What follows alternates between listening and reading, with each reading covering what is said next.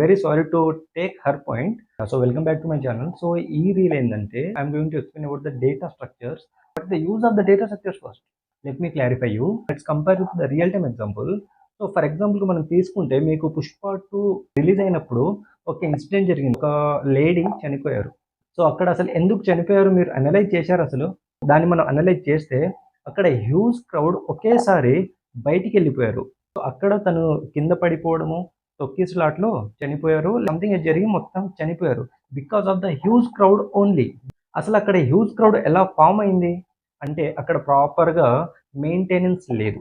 If you take that crowd as the data, మన ప్రాజెక్ట్లో కూడా హ్యూజ్ డేటా వచ్చినప్పుడు దాన్ని మనం ప్రాపర్గా మెయింటైన్ చేయలేకపోతే అందులో ఉన్న డేటా మనకు మిస్ అవుతుంది.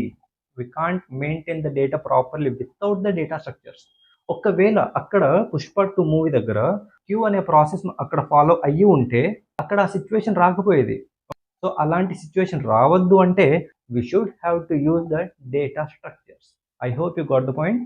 Thanks for watching this video. Please try to share with your friends, juniors and seniors also. We'll meet in the next video.